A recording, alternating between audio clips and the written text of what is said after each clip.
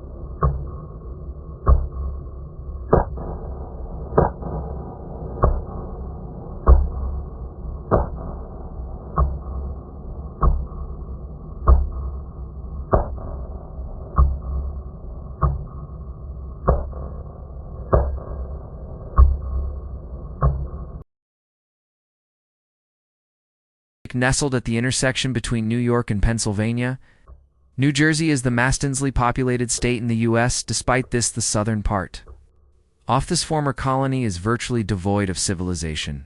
Instead, it is dominated by a vast swampy woodland covering over 1 million acres, known rather ominously as Pine Barrens.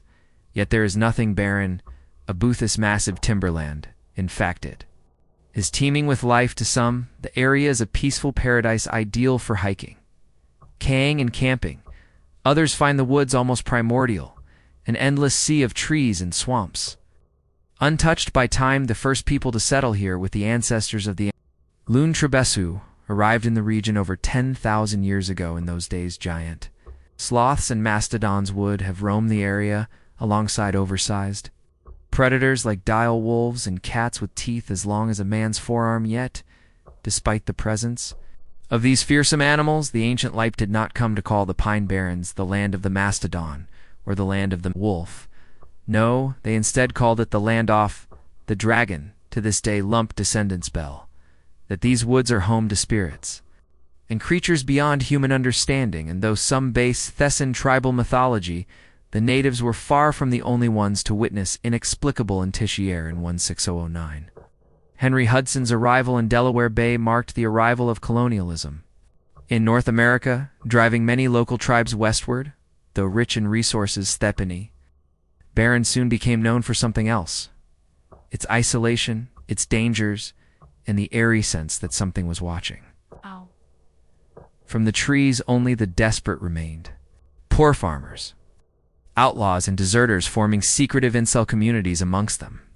Whispers of witchcraft and devilry grew passed down through generations, and it was into this shadowy world that the legend of the Uza Devil was born. But these tales do not belong solely to the past. Even today, reports of eerie sightings, unnatural sounds, and grotesque animal mutilations persist. Some dismiss the account of Joseph Bonaparte, elder brother of Napoleon, who claims to have seen the creature whilst hunting in 1820. Then there is the report made by forest ranger Alan McFarland in 1980, in which an entire farm's worth of pig, dead swaths discovered dead, each untouched except for a single precise bite to the back of the head there. Greensmith removed. Perhaps even more terrifying than the frequency of encounters is their consistency. Nearly every eyewitness describes the same nightmarish figure, awing bipedal beast with claw hooves, bat-like wings, and the elongated head of horse or goat. Its body is gaunt and twisted, trailing a forked tail, but its most haunting features are its glowing eyes, often the first thing people see gazing at them from the darkness. Some never see the creature, a towel only hearing the sound that has chilled countless souls to the bone, a high-pitched earthly scream. Some believe the Jersey Devil is the dragon of Luna, Legend others trace its origins to 1735, when a woman named Deborah Leeds supposedly cursed her 13th filled-born monstrous the newborn turned on. Those in the birthing room, before escaping into the depths of the Pine Barrens, never to be seen again, at least not in human form, whether it's a prehistoric species or a cursed infant. The never-ending flow of sightings seems to support the idea that there is something sinister and deadly lurking in southern New Jersey. We all know relationships aren't always easy, and I'm so thankful to have found someone that understands me. But back when I was dating, I was never oneto, wear my heart on my sleeve. Oftentimes this would cause a breakdown in communication between my partner and I on the surface. I just thought I was a naturally private person, someone who always played there, cards close to their chest, but in reality, I had underlying trust issues. I didn't want to put myself out there for fear of being rejected or hurt.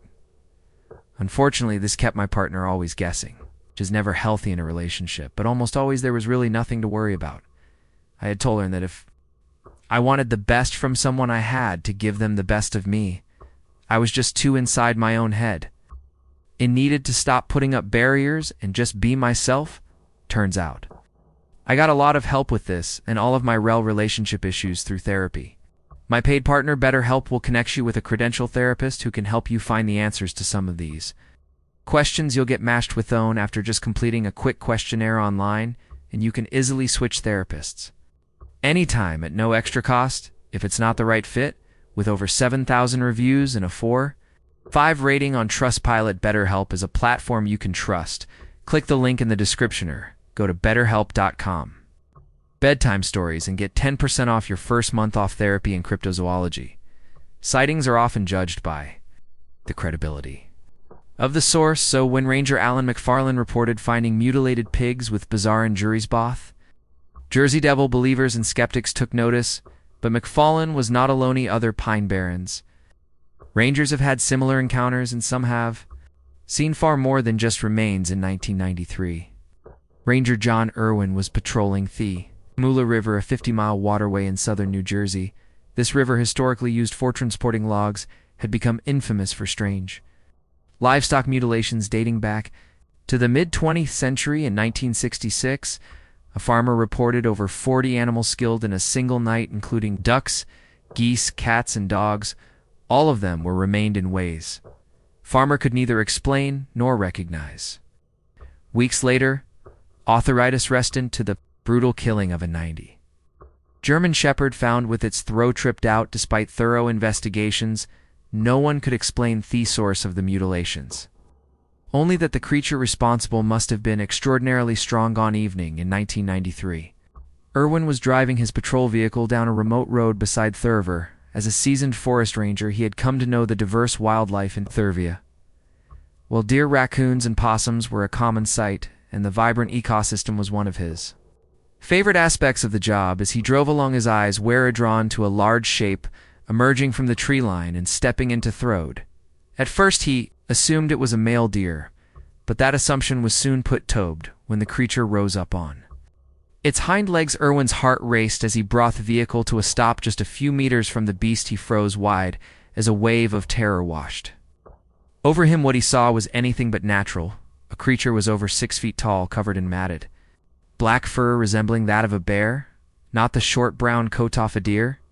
As he examined the creature, he noticed that the antlers on its head were long and thin and completely unlike those of a book. If anything, they resembled devil horns. As Ern sat in his car, helpless and petrified, the creature turned its head and stared directly at him. Time seemed to slow as they locked at ease.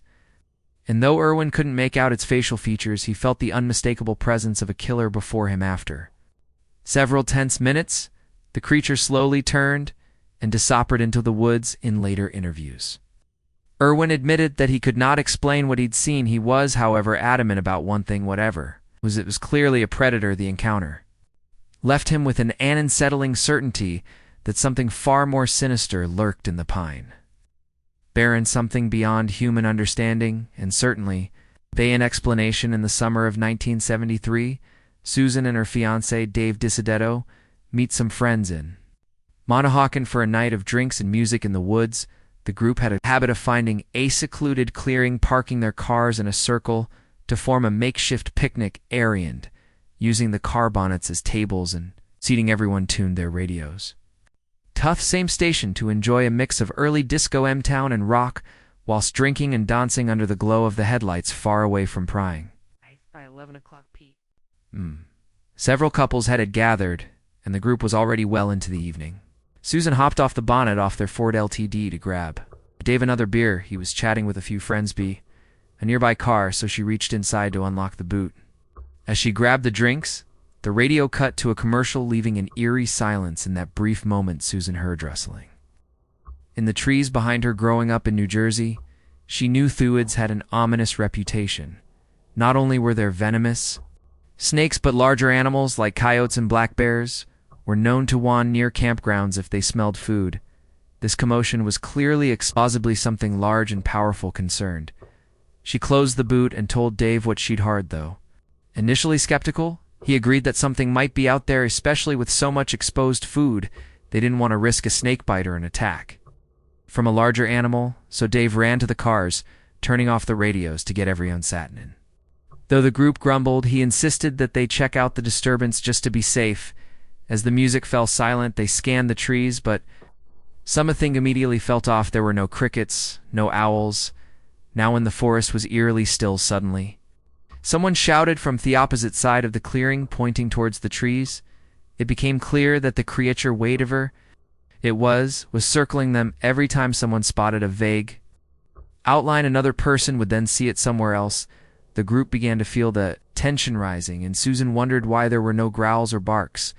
If it was coyotes or other wild dogs, then Etha panned, standing next to their Ford. Susan saw a massive shape emerge into the clearing. The headlights illuminated the creature, a black, oddly shaped body, a booth size of a full-grown book, but this was no deer. Its eyes glowed red like embers. Before anyone could react, it unfurled gigantic wings, so large that one powerful flap sent the beast soaring into the sky, causing plates of food and beer cans to fly off car bonnets. The creature was gone in. Too intoxicated to drive home, they spent the night in a car park waiting for the morning light the next day. When they had sobered up a little, each of them gave the same account: black wings, glowing eyes, and a powerful rush of air as the creature took flight. Mass sightings in cryptozoology are rare. Most people have a friend of a friend who claims to have seen Bigfoot, or two have been abducted by aliens, but a dozen people all reporting the same creature with consistent detailed tales is something far more compelling, and this is the case with many Jersey devil sightings, even dating back to the 17th and 18th centuries. Entire hunting parties have reported encounters with the creature, though this account is the largest of such mass sightings. It is nothing most terrifying. In the summer of 2003, a group of friends, all in their 20s, embarked on a camping trip to the Pine Barrens. Michael and his closest friends, Greg. Final adventure before going their separate ways. Though none of the boys were experienced woodsmen, they decided the Pine Barrens would be perfect.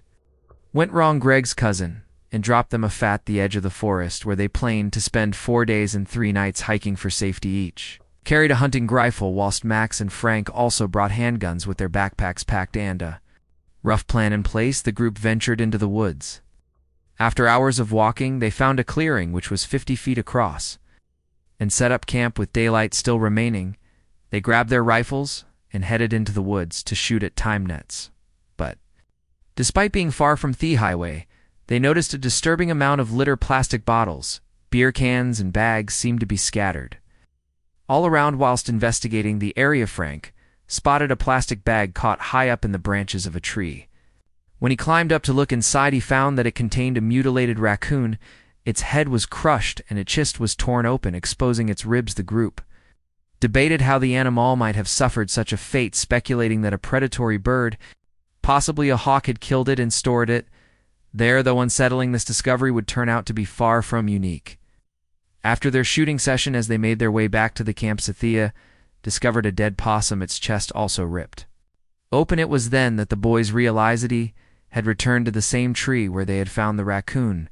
But when they looked up into the branches, the bag was gone. Back at the camp, they had just settled down to eat dinner and talk amongst themselves when the tranquility of the evening was suddenly shattered by a blood-curdling scream which echoed through Theforest. It was high, pitched and agonizing, seeming to split the night out despite each of the boys feeling deeply unsettled by this. None of them could admit it to each other, so they continued their meal in silence. As the evening progressed, the group tried to shake off the lingering feeling of unease. They were sitting around the campfire talking when Frank stopped mid-sentence. His eyes locked on some things used beyond the firelight. Michael followed his gaze and saw two glowing red eyes staring back at them from the darkness. Then there was a deep snort followed by a guttural growl. Michael noticed that these eyes were the same level as him. Despite the fact he was 6'4", in a panic, they grabbed their weapons and began shooting into the darkness, hoping to drive off whatever was out there. After several tense seconds, Theforest fell ominously silent as midnight rolled around. They took turns keeping watch while the others tried to sleep. At some point in the early hours, Greg heard something moving out in the trees well beyond the range of the firelight, and resolved to leave at the break. Often in the morning, they found a series of large hoof prints around the edge off their camp, far too large to have been made by a deer. Still unnerved but relieved to see daylight, the group set off towards the highway, believing they would make it back by early afternoon. But as the day wore on, they noticed something strange. The woods seemed different. Landmarks they had noticed on the way in were gone, or altered. And slowly but surely the boys realized they were lost. They hadn't brought any survivalgear aside from a few compasses, and knowing that the highway was south, they began to head in that direction. As they hiked, the group discovered more animal carcasses. First a deer, freshly killed. Its stomach was torn open, and its eyes, legs, and much of its entrails were missing. As they progressed, they found more mutilated animals, rabbit, squirrels, and birds, all in a similar state. At first, they convinced themselves of it was the work of coyotes, but their assumptions were soon shattered when they found a grouping of these animal soul, mutilated in the same way. As the sun began to set once more, the ones became unbearable, as they still hadn't found the highway. Several hours later, as the forest grew pitch dark around them, panic began to set in. They had stopped to take a breather when another high-pitched screech suddenly ripped through the night air. Then they heard another strange commotion overhead. They quickly realized it was the sound of beating wings, only they were deep, loud, and slow, as if produced by something huge. As the noise grew closer, the terrified group switched off their torches and dove for cover in the foliage. They spent the next several minutes hiding, listening, and waiting, but woods around them were deathly quiet. After a time, they decided it was safe to continue, and regrouped in the center of the clearing where they had been resting. Away in the distance, it was the highway, and they all began to relax as they realized they were getting closer to home and their forced safety. But as Tress nearby, it was a gaunt creature coated in black fur, standing about 6 to 7 feet tall, with horns protruding from its head. Its eyes suddenly glowed red as if it had only just opened them. Then it took up a confrontational stance, unfilled its wings, and screamed in their direction, revealing a set of sharp yellow teeth. The group scattered in different directions, driven by pure panic. Michael ran towards through the trees. The others followed close behind it. As they reached the road, they once again heard the unmistakable sound of huge beating, then skidded to a stop just as it collided with something on the highway. As the two police officers exited their vehicle, whatever the had hit simply got up and ran off into the woods on all fours. The officers then turned their attention to the group of young men and spoke to them for nearly 30 minutes, telling them how lucky they were to have escaped a rabid book of that size. When Michael tried to explain what they had really seen, one of the officers shot him a stern look, signaling for him to stay quiet. The implication was clear, telling anyone about the creature was not advisable. In the end, the group left the woods with a terrifying story they could never fully share, and none of them would ever return to the Pine Barrens saga. The Jersey Devil has long straddled the line between folklore and reality. The skeptics, the legend, is nothing more than a mix of El Wheel story of Mother Leeds' cursed 13th child are seen as cautionary myths designed to keep children from wandering into the dangerous Pine Barrens. However, name did live in the area, and Somsugus, the legend of Rose, from social disdain, branding them as outcasts, combined with the Pine Barrens eerie Reputation: the Jersey Devil became something of a convenient deterrent, yet folklore alone doesn't explain. The sheer volume of sightings: hundreds claim to have seen a tall weed beast with glowing eyes and a terrifying screech. Biologists often point to the sandhill crane as a possible explanation. These birds with their large wingspans and eerie cries could certainly startle an unsuspecting traveler, but their height of just 4 to 5 feet and their lack of a horric head leave many unconvinced. Another theory involves Thegent hammerhead bat, a species native to Africa with an unsettling, almost equine face. Some believe that, during the era of transatlantic trade, a breeding population may have stowed away on ships and escaped into the dense New Jersey wilderness. However, no physical evidence supports this idea, and the largest known specimen had only a 3ft wingspan and weighed less than half a kilogram, or 15 far smaller than eyewitness music descriptions. Some cryptologists argue that the Jersey Devil is an undiscovered species, an anomaly unrecognized by Byzantines, but such a creature would defy all known biology. A flying animal with a horse-like head doesn't align with any species in the fossil record, for instance. If the creature descended have such features, it would almost certainly be a mammal, but theonly mammals capable of true flight are bats. All other species, whether current or prehistoric, have only ever been able to glide. For more paranormal-minded theorists, the Pine Barrens themselves hold the key. Some loon tribes believe the region was a spiritual place where the veil between worlds thinned. Could the Jersey Devil be an interdimensional entity appearing and vanishing through unseen portals? This idea isn't unique. Similar theories have been proposed for Bigfoot and other elusive cryptids, which often seem to defy invention or learning. Regardless of the explanations, the Jersey Devil remains one of America's most enduring mysteries. For some, it's simply a tall tale, a relic of old fairs.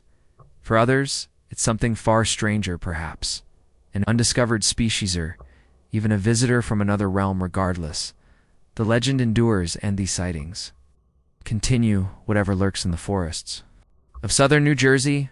One thing is certain: those who have encountered it never forget.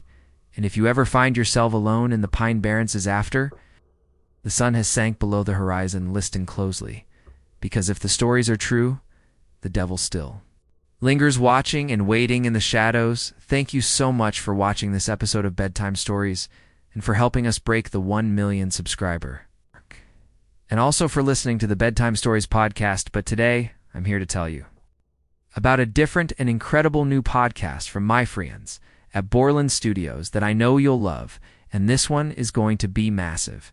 It's a brand. It's a new show for you to listen to, and it's hosted by none other than Nexo, a creator here on YouTube. With millions of subscribers, Nexo is truly an amazing and immersive storyteller, and he has a way of pulling you into his chilling stories and not letting go. Now, Nexo is launching his podcast with all-exclusive stories you can't find anywhere else. The podcast is called Late Nights with Nexo, and each week you'll hear a terrifying story that will absolutely shake you, from the most bizarre unsolved mysteries to going down the creepiest rabbit holes on the internet to chilling true crime. Nexo will dive into the stories that keep him up at night, and if they're keeping him up, I'm pretty sure you'll want to listen with the lights on or off, depending on how much you'd like to scare yourself. So, because I know you like hearing stories that truly stay with you, please go follow and listen to Late Nights with Nexo wherever you get your podcasts. New episodes of Late Nights with Nexo come out every Wednesday, Saint. Go check it out.